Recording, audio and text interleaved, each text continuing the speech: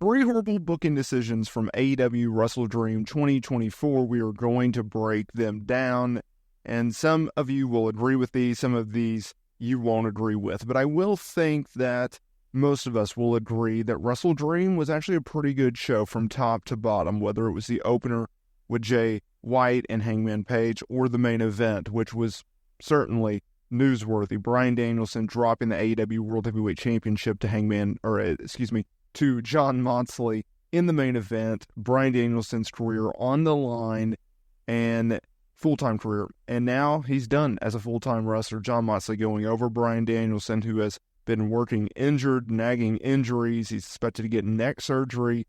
It was after the match in which the Blackpool Combat Club, they attacked Bryan Danielson. You did have an attempted save by Darby Allin and Wheeler Yuta, only for Yuta to turn his back on Bryan Danielson and go back to the group. They did the plastic bag spot over the head of Bryan Danielson.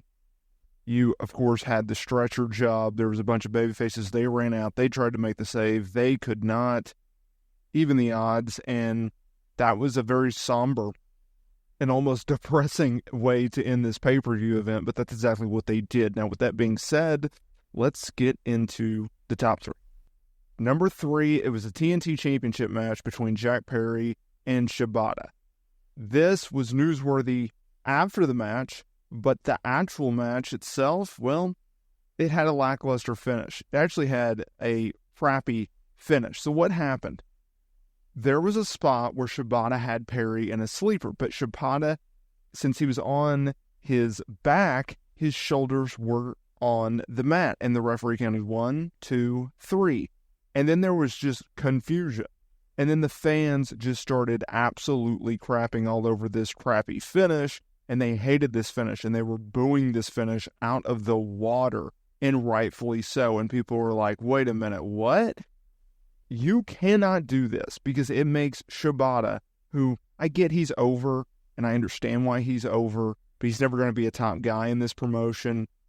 He'll be a champion eventually, somehow, some way, but he's never going to be a top guy. You have Jack Perry, who clearly has the potential to be a top guy, who is one of the pillars of AEW, and is a guy that needs to be more protected than Shibata. And the fact that you could not have Jack Perry just go over Shibata is mind-boggling. And that you had to have this weird, crappy finish. You could have still had Daniel Garcia make the save for Shibata, should they have done just a clean victory. Heck, if you want to do some type of dirty finish where, Perry cheats to win, fine. But this made Shibata look like a moron of a babyface, because he can't hear the referee who is right over him count 1, 2, 3 when all he had to do was roll. All he had to do was let go of the choke. It just made it look preposterous. It made it look ridiculous. Now, coming out of that match, you had Daniel Garcia. He ran down. He evened the odds, right? He had a stare down with Jack Perry. That led to MJF making his big return. That led to Adam Cole making his big return.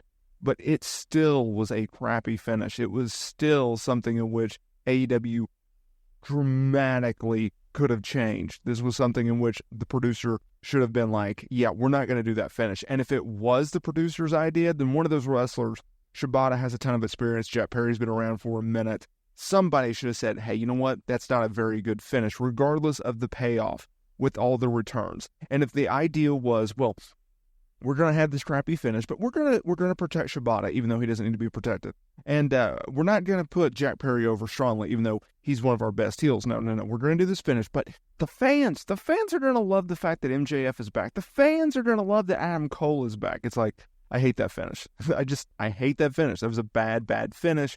Someone should have spoke up. Someone should have changed this. And we do not do this finish. That was just really, really bad. Now, let's move on with the list.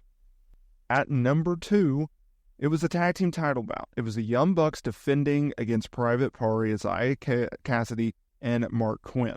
Private Party has been around since the early days of AEW. They were one of those teams that have literally worked their way up. For the longest time, they were paired with Matt Hardy and did absolutely nothing. Private Party is an act that is over with the fan base, regardless of them always being beat to lose. They're also a tag team that can legitimately go in the ring, and they've always been the AEW version of Street Profits in my eyes. I'm not saying that's right. I'm not saying that's wrong. I'm just saying that's my opinion. Where they're a really, really talented tag team. They have a fun gimmick that is over with the fan base. They can work their tails off, yet they are always underutilized. And it makes no sense for me. So, heading into this match, I understand that everyone and their mother thought, well, the Young Bucks are just going to beat them, no big deal. I thought, no. This is actually a very, very good spot to have a title change, right? Because going into the show, we knew there weren't going to be many title changes. And so this could have been a potential spot. Plus, the Young Bucks, they've had a crappy title reign, right? They rarely defend the titles. Their gimmicks are not over, but they insist on booking the Young Bucks as heels. The storyline with them trying to take over the company and Okada, it's not over. They made Okada a joke. And so then you have this spot where it's like, okay, these guys in Private Party, they've put in their due. They probably get a title reign somehow, some way. It's like the Acclaimed. And the Young Bucks are not over. And then as the match goes on, there's no heat at the beginning of this match, but then Private Party, after near fall after near fall after near fall, they start to get sympathy. They start to get some heat, and they start to get some momentum with this fan base. And these fans are going nuts for these guys. And it's like, oh, okay, here we go. We're building. I saw countless people on Twitter say, they got to change this finish because these guys are too over. This is a perfect opportunity to do a title change. This is a perfect opportunity to make a new babyface tag team, which this division desperately needs a good, solid tag team outside the Acclaimed. All right?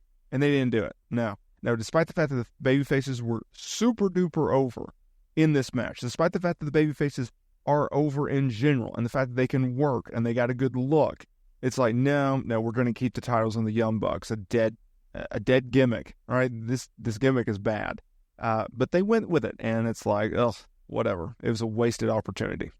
Number one, let's get controversial. So I believe AEW made a mistake with the finish of Brody King versus Darby Allin. Now, hear me out. This was actually a really fun match. This match over-delivered in my expectations.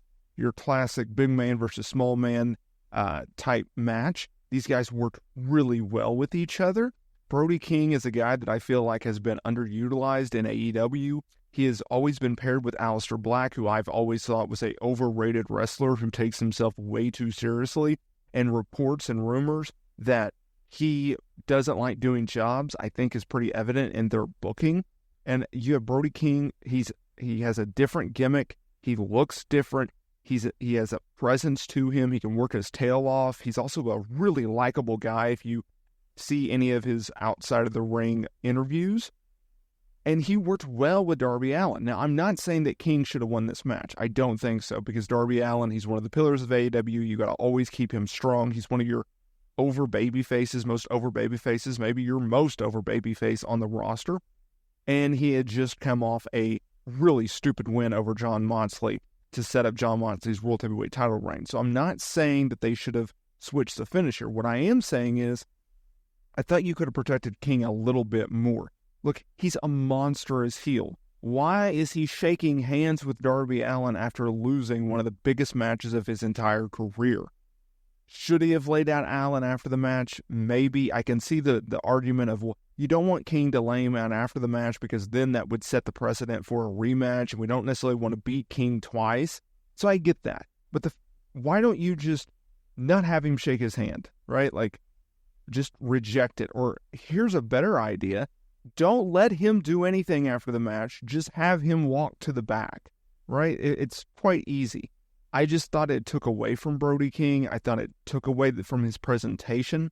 If we're booking this guy as a monstrous heel who doesn't like baby faces, including Darby Allin, who he viciously attacked to set up this match on Rampage, then perhaps, just perhaps, he shouldn't necessarily just roll over and give this guy all the respect in the world, considering he wanted to rip his head off just a few minutes earlier. It takes away from the heel aspect. It just takes away from the believability aspect, and it just makes you shake your head a lot when it comes to heels and AEW in general. WWE is obviously not necessarily accept to that, but it's like, another wasted opportunity. But Brody King, he's got something, and if his contract is coming up anytime soon within the next year, you have CM Punk, who's really close with him and close with him as friends. We believe that Aleister Black will eventually go back to WWE. I could 100% see him going to WWE, and I actually think he would thrive better in WWE, just as long as he's separated from Aleister Black.